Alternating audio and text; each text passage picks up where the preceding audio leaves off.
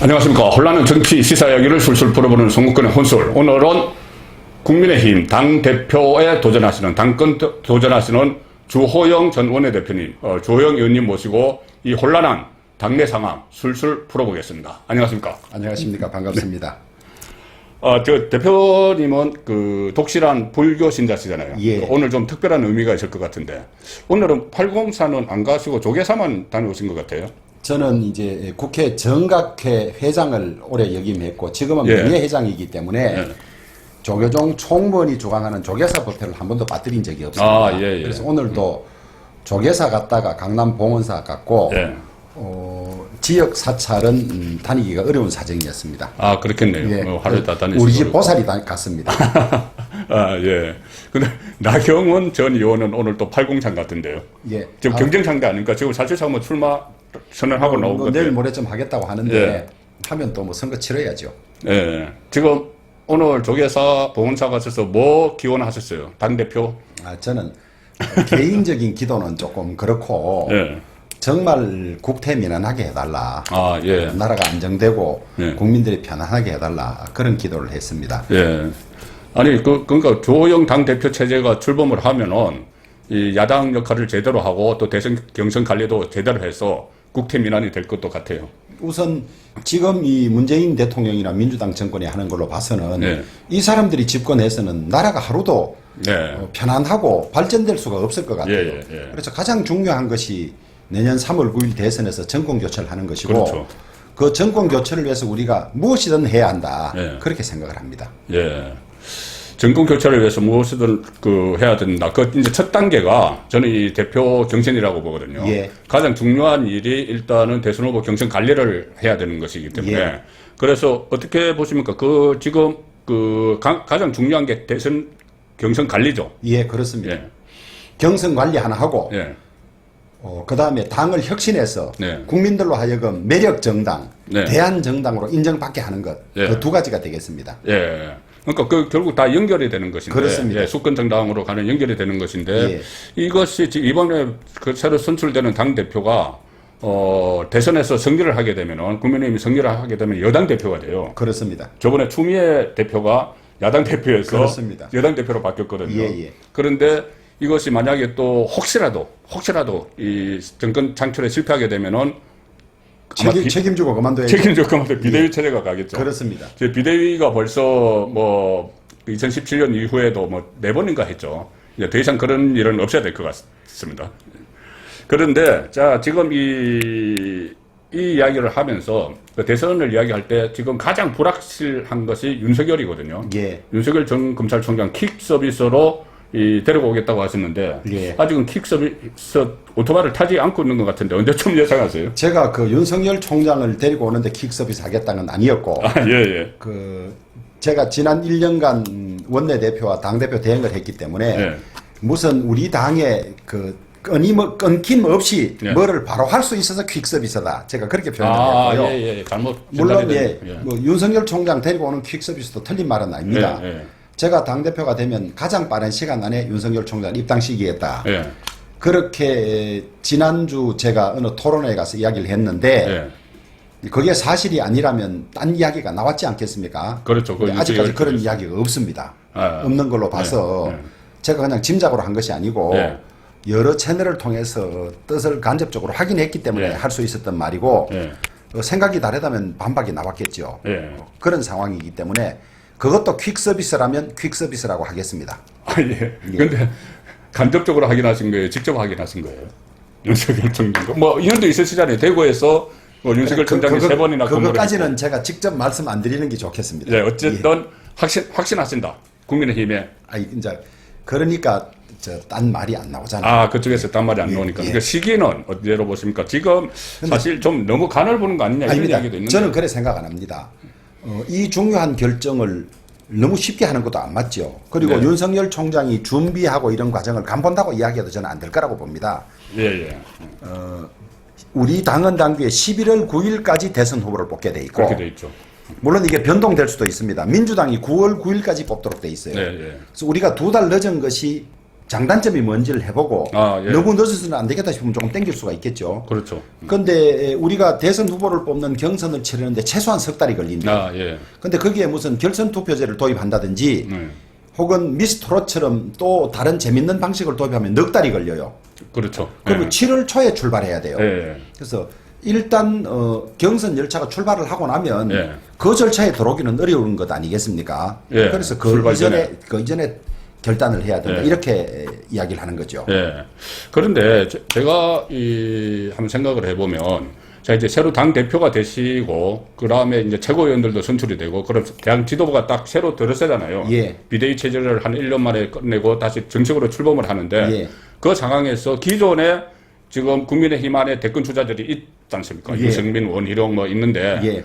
그 기존의 주자들에게 어떤 활동의 장을 만들어 주는 것이 그 우선 아닌가. 그러니까 외부에, 어쨌든 지금 외부에 있는 윤석열 데리고 오는데 초점을 맞추면은 이 새로 출범하는 당 지도부로서는 조금 이렇게 원래 본인들 안에 있는 사람 먼저 챙겨야 되는 거 아닌가요? 옳으신 말씀이에요. 우리 당에 계신 분들을 띄워주고 지원해주고 지지해주고 그러는 것이 당연하죠. 예. 그것을 둔 채로 밖에 있는 사람에 대해서만 언제 모시고 올까 이러면 그 제대로 된 그렇죠. 당이 아니에요. 예, 예. 특히 김종인 위원장께서 그런 점을 많이 비판하셨거든요. 네. 자기 당의 사람을 키울 생각은 하지 않고 네. 밖에만 본다. 그건 네. 맞습니다. 네. 맞고 우리 당원들이 앞으로는 우리 중에도 수많은 인재가 있고 우리가 응원하면 클 수 있다는 걸 가지고 자꾸 그렇게 하는 게 필요하고요. 네. 그런데 그 점과 관련해서 제가 원희룡이나 유승민이나 이런 두 분들에게 역할 공간을 좀 만들어주자고 사실 비대위에 한 두 차례 건의를 했어요. 예. 근데 그게 안 됐죠. 김종인 비대위 때요. 예. 예. 그리고 지금은 시간이 별로 없는 상황이 됐어요.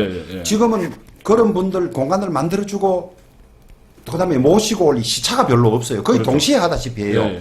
그렇지만은 우리 당의 대선 주자들을 우리 당이 가진 힘으로 최대한 돕는 일은 돕고 국민들과 접촉 면적을 넓히고 예. 무대를 만들어주고 하는 일은 예. 필요하고 반드시 해야 된다고 그렇죠. 봅니다. 거기다 특히 지금 윤석열 전 총장 같은 경우는 사실 국민들에게 검증을 받은 적이 사실 없잖아요. 검찰총장 인사청문회 있었다고 해도 예. 그때는 여당이 자기들 편이라고 생각해서 그냥 그건 또 통과시키고. 검찰총장에 대한 청문회고 그렇죠. 이건 완전히 이건 다르죠. 완전히 다른 거죠. 그래서 이게 만약에 지금 뭐 장모 이야기도 나오고 뭐 부인 이야기도 나오고 하는데 예. 지금 아직까지는 뚜렷한 것은 나타나지 않고 있지만 예. 어쨌든 검증 과정에서 뭔가 이 결정적인 게 나올 가능성도 전혀 배제하지 못하거든요. 예. 그럴 경우에 대비해서 플랜 B를 생각을 해야 되니. 예. 그러면 오히려 또. 아니 저희들은 플랜 B라는 게 그렇죠. 윤석열 입장에서 플랜 A. 예, 윤석열을 대통령으로 만든다고 예. 정해지면 플랜 B인데 우리 당은 오픈 플랫폼으로 누구든지 오라 그래서 그 과정에서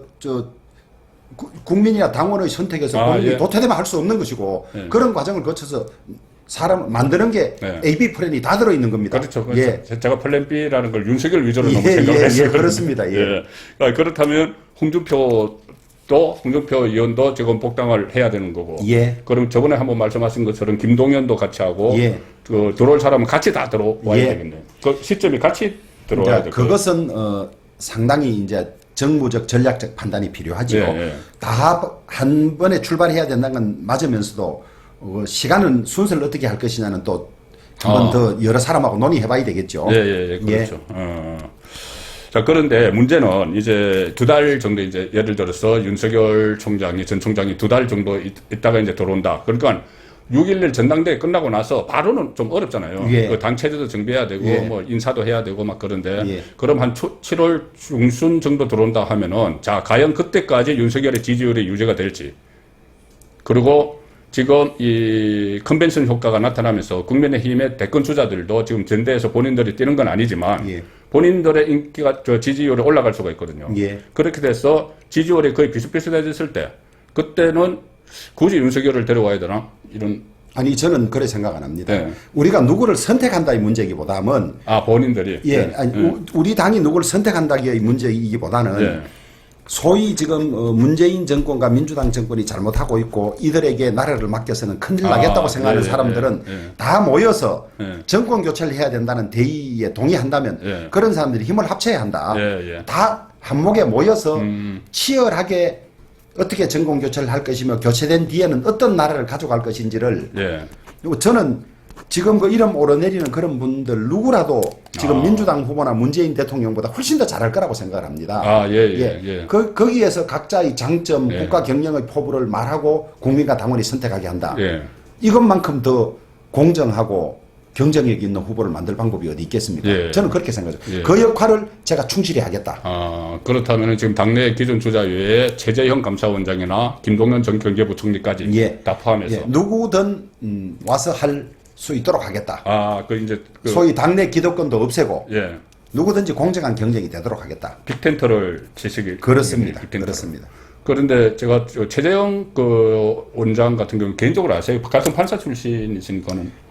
이런 자꾸 사적인 인연을 이야기하니까 잘못하면 좀스러울 수 있는데. 아니야, 이게 중요한 건데, 그 사적인 인연으로 해서 서로 이렇게 연결이 되고 하는 거죠. 사법연수원 한 해 선배가 되시고, 판사도 선배신데, 제가 54단 법무관을 할 때, 2군 법무관을 했어요. 그 위에. 그래서 재판하러도 자주 왔다 갔다 하고, 그 1년을 거의 같이 근무하다시피 했죠.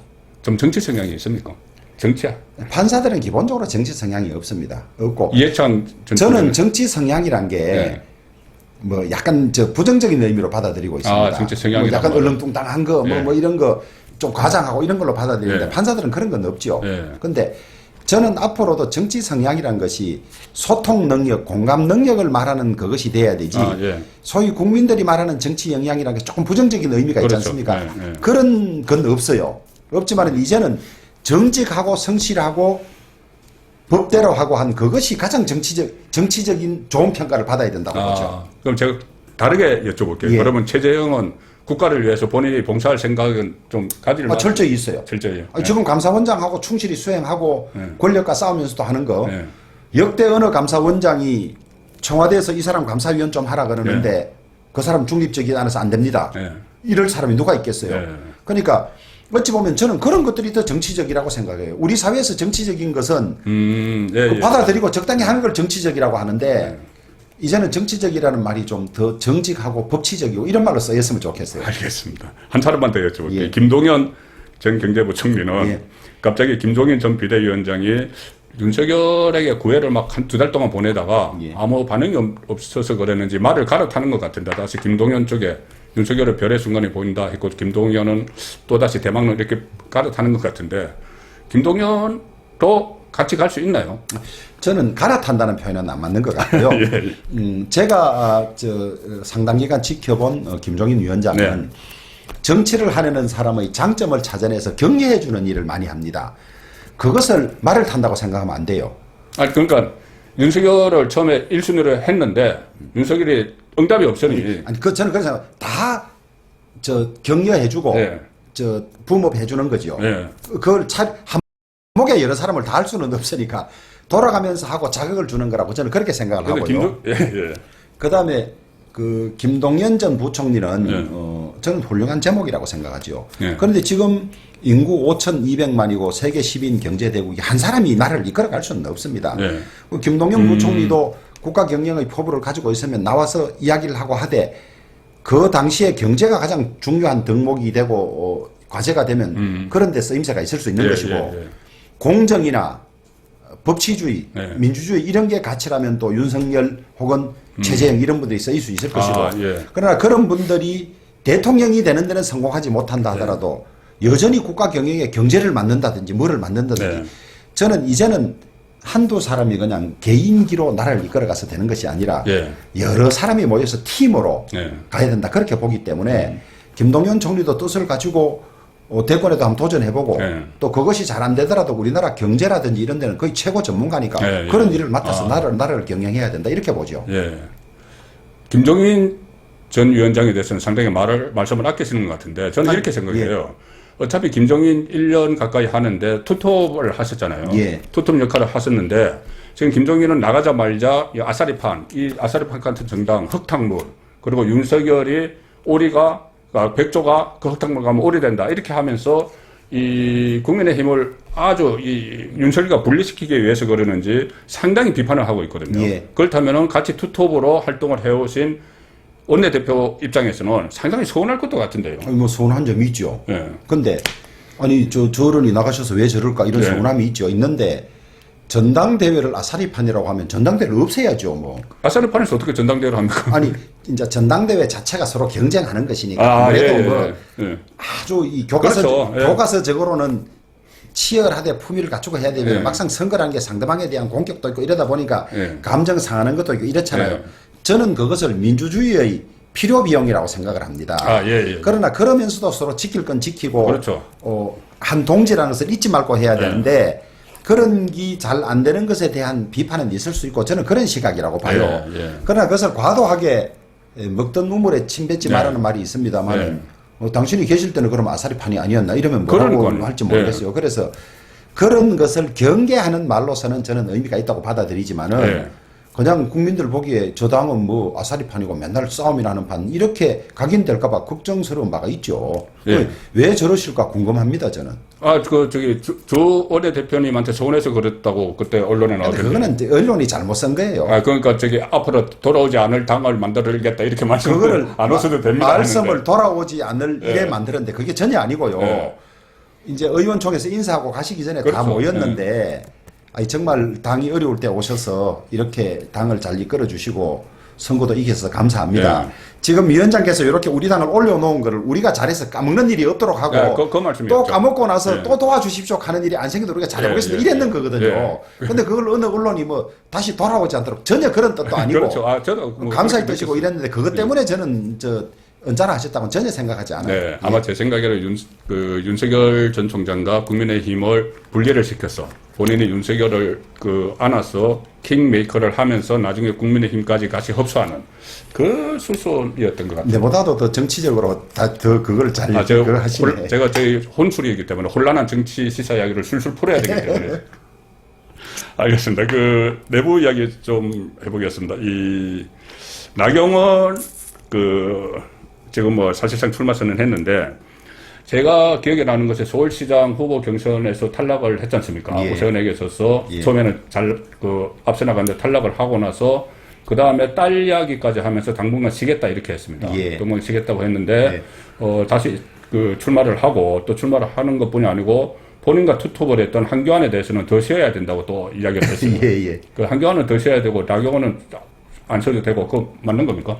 아니 저는 만약에 이제 나오면 같이 경쟁할 상대에 대해서 이것이 그냥 당이 다른 사람끼리의 선거도 아니고 우리가 대통합을 하자고 하는 마당에 또 제가 가장 선배로서 이렇다 저렇다 직접 이야기를 들어보지 않고 평가하는 것은 옳지 않다고 봅니다. 그런데 뭐 이런저런 밖의 이야기나 딴 사람들이 생각하는 걸 다 감안해서 듣고 결정한 것이 아니겠습니까?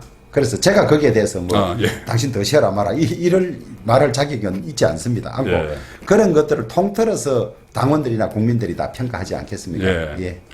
혹시 뭐 나경원 전 의원이나 또 다른 분들 또 당권에 도전하실 분들이 내가 일방적으로 너무 하는 것 아니냐 생각되시면은 저한테 연락 주시면 저한테 출연하시면 됩니다. 출연하셔서 저한테 연락만 주시면 다 출연하셔서 이야기하면 되는 것이고, 제가 일방적으로 하는 것은 아니고, 그 말씀 드리면서, 그런데 이 나경원 또 조영 두 분은 원내대표를 서로 주고받았잖아요. 전임자가 나경원. 그러니까 원내대표 역할을 얼마나 잘했느냐. 이것이 또 당을 앞으로 어떻게 이끌 수 있을 것인가. 그것까지 다 연결되겠죠. 원내대표에서 했던 업적들 아니면은 또 잘못한 것이 있을 텐데 나경원 원내대표 시절에 10점 만점에 몇 점 했다고 생각하세요? 아이고 그것도 점수 매기기가 그때마다 상황이 다르니까 여야 상황이 다르니까 똑같은 상황을 놓고 이래 했을 때 저래 했을 때랑 평가가 되는데 저는 나 대표가 민주당이 일방적으로 정권을 잡고 독주하고 밀어붙이고 할 때 나름대로 최선을 다해서 당을 단합시키고 투쟁했다고 그렇게 평가합니다. 그렇게 너무 패스트 트랙 전국에서도 그래, 투쟁하고 지금 심지어 재판까지 받고 있지 않습니까? 그 나름대로 저는 결기를 가지고 잘했다고 그래 평가합니다.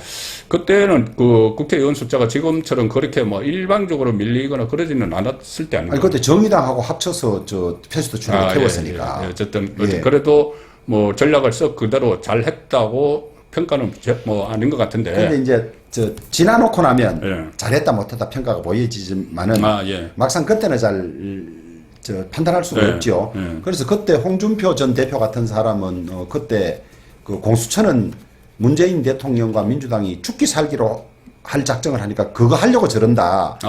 그거 하는데 숫자가 모자라니까 정의당을 끌어들였고 정의당은 어떻게든 연동형 비례대표제를 하고자 하는 거니까 끝내 공수처를 못 막으니까 공수처를 주고 나면 연동형 비례대표제는 민주당도 안 할 것이다. 이랬었죠. 그렇죠. 이제 결과적으로 놓고 보면 지금 와서 그랬더라면 이 연동형 비례대표제는 들어오지 않아서 기형적인 연동형 비례대표제는 들어오지 않았을 것이 아니냐 이런 평가는 가능하지만은 그 결과로 누구나 뒤에서 이야기하기는 쉽지만은 막상 상황이 있을 때 어떤 결심하기는 쉽지는 않죠. 자, 그리고 또 나경원 전 원내대표는 그 한교안 대표 체제에서 정상적인 체제에서 원내대표를 했고 지금은 그 조 대표께서는 그 비정상적인 비대위에서 했잖아요. 그런 차이인데 비대위 안에서 원내대표로서 스스로 점수를 주신다면 10점 만점에 몇 점? 아니 또 점수 매기라 하네요.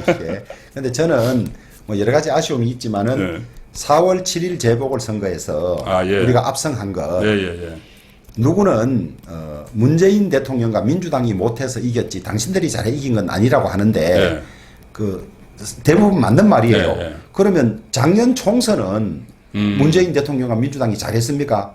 그렇음에도 불구하고 우리가 대패했잖아요. 그래서 그 사이에 무슨 변화가 있느냐? 우리가 잘한 것이 있다. 우리끼리 싸우지 않았다. 그렇죠. 개파색채도 없어지고. 없었다. 그 다음에 이 이념에 치우치지 않고 중도적으로 많은 국민을 생각하고 갔다. 뭐 저는 이런 것들이 평가받는 일이라고 생각합니다. 그래서 굳이 원내대표 활동안의 제 성과나 이런 걸 말하라면 4.7 재보궐선거 압승한 것하고 그 다음에 당의 지지율이 제가 맡았을 점에 26%가 그랬는데 마실 점에 37% 정도 됐습니다. 리얼미터 기준이죠. 한 10% 올라간 그것으로서 저는 국민들이 평가하는 건 아닌가 그렇게 봅니다. 그래서 일단 이제는 이제 앞으로 그 원내대표 때 그런 축적된 이런 경험을 바탕으로 당대표가 되시면 당을 이끌어 나가고 하실 텐데 갑자기 초선 두 사람과 이준석 전 최고위원이 하면서 어떤 세대 교체 이야기를 하는데 거기에 대해서는 어떤 입장이세요? 저는 인위적인 세대 교체는 부작용도 많고 될 수도 없는 것이고 우리 당만큼 총선 공천 때 물갈이 세대 교체 많이 한 적이 있습니까?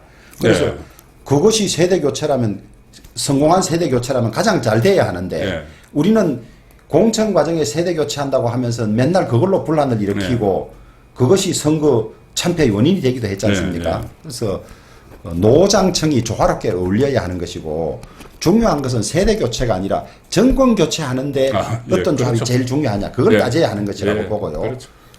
초선들이 저렇게 도전하는 것은 저는 장려대하고 바람직한 것이라고 보고 또 국민들 사이에 초선들에 대한 지지율이 높은 것은 우리 당의 변화를 바라는 요구가 그만큼 있다. 저는 그렇게 판단합니다. 그러나 다만 최종적으로 이 큰 당을 이끌고 내년 대선이라는 대전쟁을 치르는데 대표를 초선들에게 맡기지는 않을 거라 당원들이 저는 그렇게 보죠. 제 생각도 뭐냐면은 이게 물론 뭐 초선들이 하고 뭐 소장파들이 뭐 치고 올라오는 것도 어쩔 수 없고 어떻게 보면 자연스러운 현상인데 이번 당대표 경선은 그 대선 후보 경선 관리를 해야 되는 사람을 뽑는 거예요.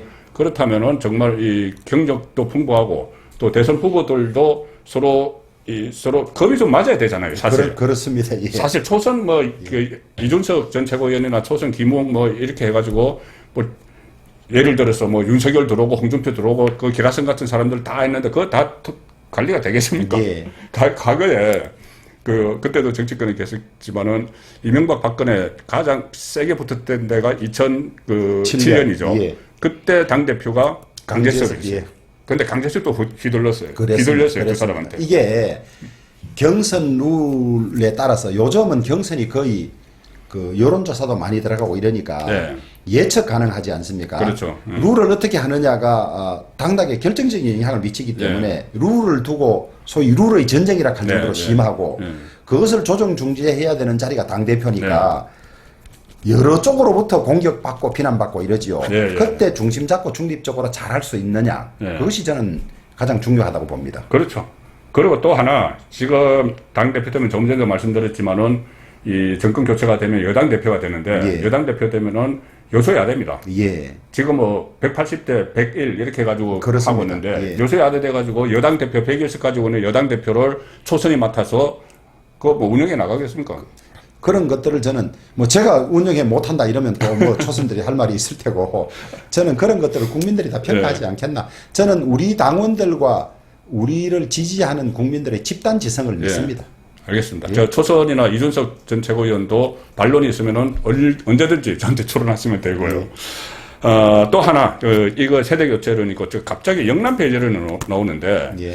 일단 영남에 지금 투표권을 가지고 있는 책임 당원이 전체 29만 명인데 30%가 대구 경북에 있고 20%가 부울경에 있는데 부산, 울산, 경남에. 그런데 수도권이 한 30% 돼요. 예. 근데 그 수도권에 있는 사람들 중에서도 원적이 영남인 사람들. 예. 그러니까 향후들, 재경 향후. 예. 이것까지 하면 거의 3분의 2가 책임당원의 3분의 2가 영남인데 예. 여기서 영남 배제론이 나오는 데 대해서 좀 어떻게 이제 저 어느 언론에서는 영남 배제로는 저를 견지하기 위해서 만들어낸 그거 거다. 뭐 같아요. 이런 이야기도 그거 있는데요. 같아요. 누가 이래 이야기합니다. 아니 삼성의 오너를 뽑는데 왜 삼성 주주가 아닌 저 LG 나. LG 주주를 SK 나. SK를 뽑아야 되냐 이런 이야기를 하던데 네. 어디든지 대표는 그 가장 많은 구성원들을 네. 대표하는 겁니다. 대표라는 것이 그렇지 않습니까? 그렇죠. 그러면 당연히 이 당원이 많고 이런 데서 대표하는 게 맞죠. 그게 문제될 리가 없습니다. 문제는 그럼, 잘할 수 있느냐 못할 수 있느냐 여기에 포인트가 맞춰져야지 네, 어느 네. 지역 출신이냐 중요하지 않아요. 그렇죠. 반론을 제기하자면 강재섭 대표 영남 그다음에 이명박 후보 영남 박근혜 후보 영남을 또 대성했어요. 아, 예. 그런데 우리 당의 당대표 원내대표가 수도권 일대 또 무슨 크게 그걸로서 외연 확장되고 이래 한 적이 있습니까? 네. 지역 출신과는 전혀 관계없는 것이고 네. 우리 당의 당직들이 수많은 당직이 있습니다. 정책위 의장, 사무총장, 국회부의장, 상임위원장. 그중에 임기 1년의 원내대표. 네. 또 이번에 당대표는 11월 9일까지 대선 후보가 뽑히면 네. 대선 후보가 당대표 권한을 우선 가진다고 돼 있어요. 네. 그 4개월 중복되는 그렇죠. 그 두 자리를 놓고 영남당이다, 영남배제다 이러는 것은 정치적 유불리를 위해서 우리 당을 왜소화시키고 네. 후퇴시키는 거다. 그렇게 네. 보는 거죠. 네. 그래서 지금 자꾸 물으니까 이런 대답을 하지. 어느 언론에서는 그 뭐 영남당론, 영남배제론은 이미 소멸된 이슈다. 이렇게까지 이야기를 뭐 거의 하고, 소멸됐는데 예. 저는 소멸됐는데 뭐가 계속 저는 그런 생각이 남아있냐 하면은 원내대표 경선할 때 그런 이야기가 있었죠. 김기현, 그 울산의 김기현이 되면은 투톱이 다 영남이 안 되기 때문에 그 조영 원내대표를 비롯해서 영남 쪽은 출마가 어려울 것이다. 이 이야기 하면서 어떤 이야기가 나왔냐면은 그런데 김기현이 되면은 비영남 쪽에서 당대표에 나설 것이다. 그리고 그 대표적인 인물이 나경원이다. 이렇게 됐었거든요. 뭐 그런 이야기들이 있었어요. 네. 있었는데 저는 그러니까 지금 나경원 지금 출마를 결정한 게 그런 구도 때문이 아닌가. 뭐 그럴 수도 있죠. 뭐 예를 들면 원내대표가 영남이 아니었으면 네. 나오기 어려울 거 아니냐 뭐 이런 예, 이야기 있는데 예. 저는 거기에 동의하지 않았습니다. 예. 왜냐하면 그걸로 유불리 따질 수도 없고 네. 그런 논리라면 민주당은 보십시오. 이 직전에 원내대표 김태년, 당대표 이낙연, 예, 호남이죠. 그죠? 예. 그 다음에 지금은 당대표 뭡니까 송영길, 예, 송영길 순천입니다. 그 다음에 대선 후보들 이낙연, 예, 정세균 다 그렇죠. 호남 예. 아닙니까? 예. 그런데 그 당이 스스로 호남당이라고 한 적이 있습니까? 네. 당 대표는 가장 많은 당원들의 대표인 거예요. 예, 예. 그러면 당연히 그래야지. 예. 아니, 소수 주주가 대표이사 하겠다는 예. 게 논리가 맞습니까? 예. 그런 거라고 봐요, 저는. 그렇죠. 예. 그리고 또 그리고 예. 대선 때는 항상 그 베이스 캠프 뿌리를 튼튼히 하고 예. 거기서 외연을 확장하는 거지. 본부를 비워놓고 베이스 캠프를 비워놓고 부실하게 해가지고 되는 일이 없습니다. 네. 없고 그다음에 우리 당의 그 외연 확장은 원내대표, 당대표, 대선 후보 이런 구도가 한 지역에 쏠리면 안 좋죠. 아, 예, 그러나 그런 그렇죠. 것들은 예. 다 이 조합이 예. 자연스럽게 잘 될 겁니다. 잘 되기 때문에 또 영남당 아니 울산하고 대구하고 얼마나 먼데요. 그렇죠. 영남이라는 곳이 상당히 뭐 거리 지역적으로도 울산과 대구를 하나의 묶음으로 또 하기는 아니, 좀 그런 그렇습니다. 상황도 예. 있고 어쨌든 그런데 제가 말씀드린 대로 정치공학적으로 접근하기 위해서 예. 출마를 합리화하기 위해서 뭐 예. 그런 측면도 좀 있었던 것 같아요. 예. 그리고 사실 지금 뭐 10명 그 안팎의 당권 도전 이런 이야기 하지만 제가 또 듣는 바로는 실제로 어떤 당권, 내가 당을 맡아서 잘해보겠다. 이렇게 하는 분도 계시지만, 뭐, 일부는 내년 뭐 지방선거를 겨냥을 한다든가, 뭐, 이런 또 그런 것도 있는 것 같아서. 그 지금 이제 이번 당대표는, 정말 기간도 짧고, 예. 짐이 역대 어느 당대표보다 무거운 반면에 권한은 별로 없습니다. 예, 예. 아까 말씀하신 예. 대로 그 경선 룰 만들 때 예. 뭐 엄청나게 공격받지요. 예. 또 경선이 시작돼 들어가면 언론의 초점이 그렇죠. 후보에 그렇죠. 맞추어지지. 예, 당대표는 전국 순회하고 당대표는 하면은. 기전입니다. 예, 예. 그다음에 뽑히면 당대표 권한 가져가지요. 예. 지면 책임져야 되죠. 예. 저는 이 당대표를 하겠다고 감히 과연 나설 사람이 있겠나? 예. 이 무거운 짐을 누가 지겠냐? 이런 걱정을 했습니다. 근데 지금 10명 넘지 않습니까? 그러니까 이 당이 희망이 있는 거죠.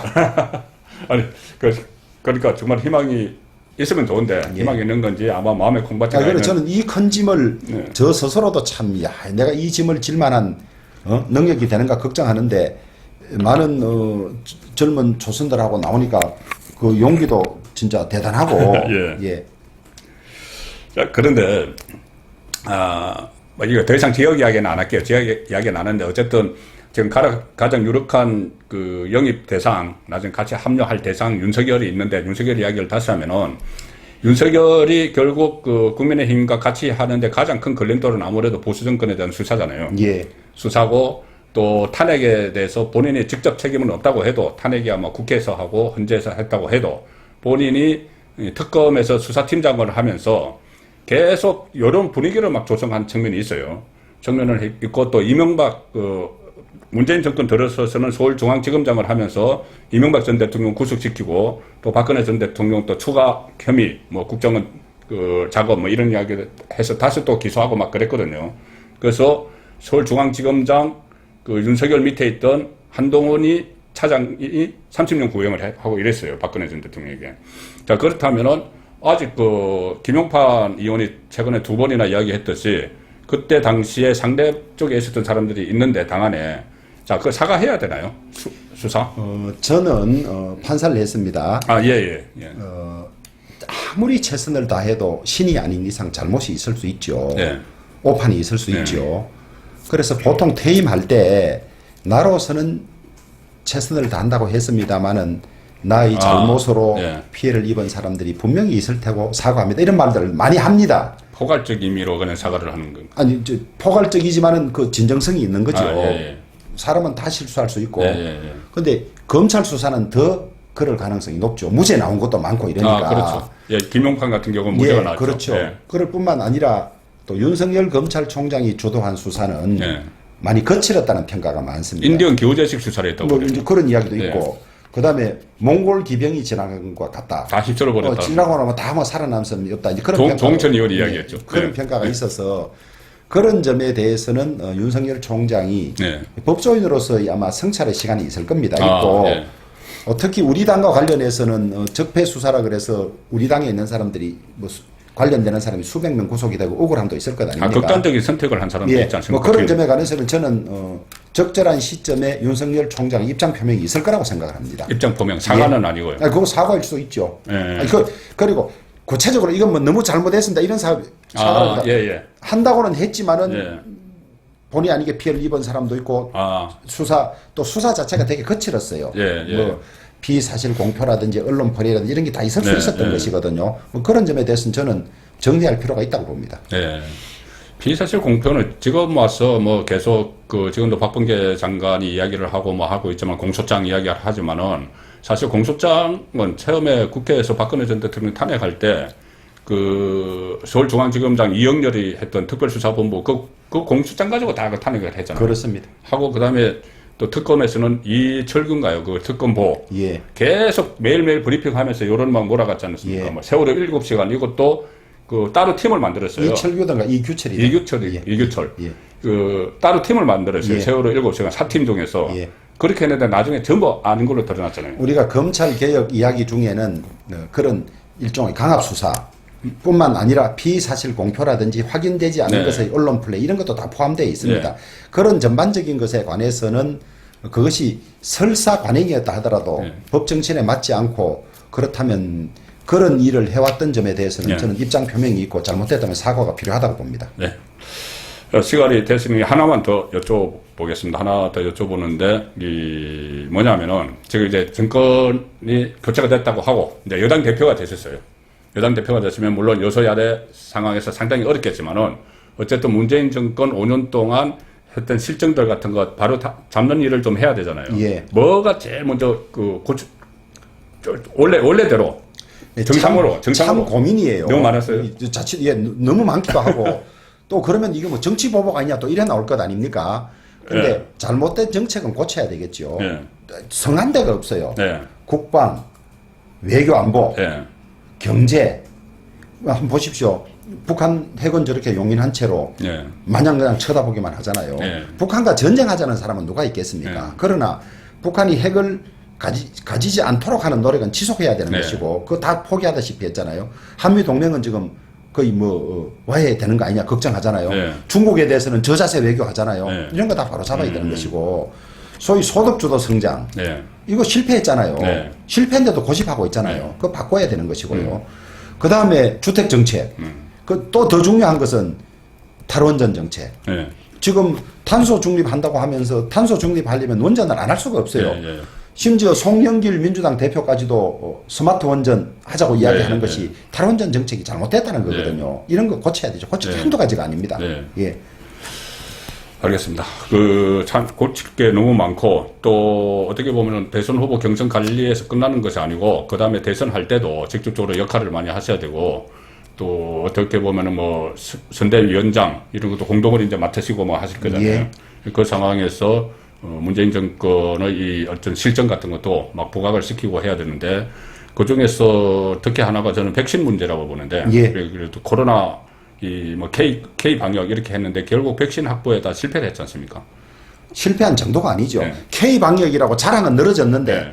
저는 앞으로 K방역이 잘한 것의 대명사가 아니라 실패한 것의 대명사가 네. 될 것 같아요. 네. 백신에 대해서는 이것이 종결자이고 반드시 백신을 조기 확보해야 된다고 우리가 그렇게 강조를 했습니다. 네. 하고 심지어 정부가 그 500조가 넘는 예산 짜온데도 백신 구입비가 없어서 네. 우리 당이 제가 주장해서 넣었던 거거든요. 네, 네. 2차례나 추경에도 넣고. 네. 그런데 저렇게 백신의 중요성을 간과하고 있다가 네. 지금 백신 보릿고개 맞아서 네. 이제 허급지급 한미 정상회담에서 좀 더 추가 받아오고 이러는데 네. 지금 빨리 끝난 나라들은 지금 대단한데 우리는 지금 저 마스크 막 벗잖아요. 좋은 백신이 부족해서 네. 주로 아스트라제네카 네. 아닙니까? 부작용이 좀 있다는. 네. 이것도 하루에 우리가 이 제대로 접종하면 115만 명까지 할 수 있어요. 예. 백신이 없으니까 찔끔찔끔 이거 떨어질까봐 찔끔찔끔 네. 몇만 명씩도 놓고 이러잖아요. 그걸 국민들이 다 압니다. 알고 네. 백신 접종이 3개월 빨리 되면 네. 1분기 빨리 되면 우리 경제에 이득을 주는 효과가 그 15조에서 50조라는 연구 보고서가 있습니다. 예. 그러면 전 국민 백신 좋은 백신 다 하는데 3조 전후가 들어요. 예. 이거 6조 하더라도 석 달만 빨리 하면 그거 몇 배가 남는데 네. 저 꾸물거리다가 저러고 있으면서도 계속 국민 보고는 백신 괜찮다고 하고 있잖아요. 네. 저 진짜 책임져야 되는 거죠. 자꾸 말씀하시면 저 열받습니다. 예. 저는 그 기자회견 할 때 예. 그때도 그 이야기를 했고 뭐 코로나 그 인터넷에 끝이 보인다 했는데 그 전날 그 백신을 모자라서 1차 접종 받은 사람이 3사람이었어요. 아니 그럴 정도니까 예. 끊길까봐 찔끔찔끔 느린 예, 것이 예, 그런 거 예, 아닙니까? 근데 거기에 관해서 진솔하게 사과하고 이래야 되는데 그러나 저는 내년 3월 9일 전까지는 무선수를 쓰는 구할 것 같아. 예. 대선 앞두고. 예. 아, 그렇죠. 그러니까 예. 지금 떨어졌다 소리하고 실패를 자인 안 한 채로 된다 기다려다 하다가 백신 소합이나 어디서 가져다 오면 봐라. 우리 잘했지 예. 않느냐. 예. 뭐 이럴 것 같아요. 예. 그러면 이번에 미국 가서는 아직 대선 때가 안 돼서 안 가지고 올 수도 있겠네요. 아니 그 전에 가지고 오겠지. 빨리 가지고 오겠지. 그러니까 저 오늘 출국을 했지 않습니까? 예. 출국해서 보수 성향 언론의 댓글을 보니 이제 그냥 안 돌아왔으면 좋겠다 이런 댓글들이 있던데 돌아와야 된다. 백신 좀 가지고 돌아와야 되겠죠. 아니 많이 가지고 와야죠. 네. 오고 또 다행스럽게 미국서도 우방국들에 대해서 백신을 나눠줄 의향이 있는 걸로 돼 있는데 네. 우리가 한미 동맹이 좀 더 공고하다든지 소위 쿼드 참여 문제가 네. 원만하면 아마 충분히 안보 차원일 수도 있는 거 아닙니까? 네, 동맹 네. 될 수 있었는데 그것이 원활하지 못하기 때문에 백신을 조기에 대량 이 수합회가 오는 거나 구회 오는데도 네. 조금 장애가 있는 것 아니냐 이렇게 네. 짐작하지요. 예, 그렇죠. 예, 알겠습니다. 저희 송국근의 혼술 지금 구독자가 20만 4천 분이나 이렇게 봐주시거든요. 예. 구독자가. 예. 그렇다, 뭐, 조회수는 덜 중요하시고 하지만. 예. 그런데 대부분의 이 구독자께서 아마 이 국민의힘 지지자들이 많으실 거예요. 예. 특히 책임당원도 있고 예. 하실 텐데, 뭐, 지지해달라고 한 말씀 좀 해주시죠. 예. 우리가 대선을 이기기 위해서는 여러 가지 전략적인 판단이 필요한데요. 민주당은 호남은 송영길 대표가 아마 책임지고 견인하는 것 같고, 우리 영남 대구는 김부겸 총리를 임명해서 네. 김부겸 총리가 오늘 또 동아사 국보식에 갔어요. 예. 그 라경원 전 의원하고 같이 사진 찍힌 거 예, 나왔어요. 그런데 민주당은 그렇게 자기 텃밭을 다지고 이쪽은 이렇게 공약을 하는데 예. 우리 당의 지지 기반인 대구 경북 그걸 홀대하고 어떻게 우리가 대선을 치를 수 있겠습니까? 그렇죠. 예. 그러면 김부겸의 대구 점령 정책을 막아낼 사람이 누구냐 우리 당에서 예. 그런 것부터 전략적으로 좀 고민을 했으면 좋겠다. 예. 좋고 멋이 중한딕 하는 말이 있습니다만 예. 이번 당대표 뭐가 가장 중요하냐 통합해서 단일화하고 경선을 안정적으로 이끌어갈 수 있느냐 그 다음에 짧은 기간 안에 우리 당을 총선 총력 지원을 위한 체제로 빨리 퀵으로 전환할 수 있느냐 이거 예. 두 가지만 보라는 거예요. 예. 그리고 거기에 더 나아가서 저 사람이 관여한 선거가 이겼느냐 졌느냐 그것도 좀 판단해 주면 지금까지. 좋겠어요. 예. 저는 제 선거 5개를 포함해서 제가 관여한 선거에 예. 진 적이 없습니다. 아, 그렇네요. 예. 아, 또 예. 뭐 대구서 5번 된 거 이렇게 이야기하는데 대구서 무소속된 것은요 얼마나 어려운 일입니까? 아니, 그리고 또 지역구 바꿔서 예. 김부겸한테 얘기하셨잖아요. 예. 근데 그게 무슨 뭐 제가 누워서 되는 겁니까? 아니잖아요. 지역구를 갑자기 예. 바뀌어가지고. 이제 그런 선거를 이기는 네. 이게 복을 가지고 있다. 예. 복을 가지고 있다. 이겨본 사람이 이기는 거죠. 큰 싸움은 복이 있는 사람에게 예. 맡겨야 된다. 예. 그렇게 생각하고 우리 당원들께서 당을 걱정하고 나라를 걱정하시는 만큼 누구에게 이 짐을 맡겨야 이겨낼 수 있는지 저는 그 집단 지성이나 당원들의 현명한 판단이 제대로 선택할 거라고 봅니다. 네. 그래 제가 한 말씀만 더 붙이면은 분명히 정권 교체는 될 거고 여당 대표로 1년을 활동을 하실 텐데 여소야대에서 과연 누가 여당 대표로서 그 적합한지 그것도 뭐 판단을 하실 텐데 스스로 말씀을 못 하시니까 제가 5선이면은 그 최다선이죠. 예. 국민의힘 안에서. 예. 정진석 의원하고 조경태 의원, 예, 서병수 그렇게, 의원, 예, 그 저 정도. 4명입니다. 예, 최다선이시고 또 특임 장관도 하셨어요. 행정부에서 특임 장관도 하시고 원내대표, 직전 원내대표도 하셨고 하니 정책위 의장, 예, 여의도 정책위 연구소장. 의장, 그렇죠. 여의도 연구소장. 예, 그러니까 정책 쪽도 많은 경륜을 쌓았었고 하셨으니 뭐 우리 시청자분들께서 잘 판단을 해주실 걸로 믿습니다. 그리고 혹시 제가 너무 편파적으로 진행했다고 생각됐으면 언제든지 연락하시면은 출연해서 제가 같이 또 말씀을 나누도록 하겠습니다. 오늘 우리 주호영 전 원내대표님 모시고 말씀 나눴습니다. 고맙습니다. 감사합니다.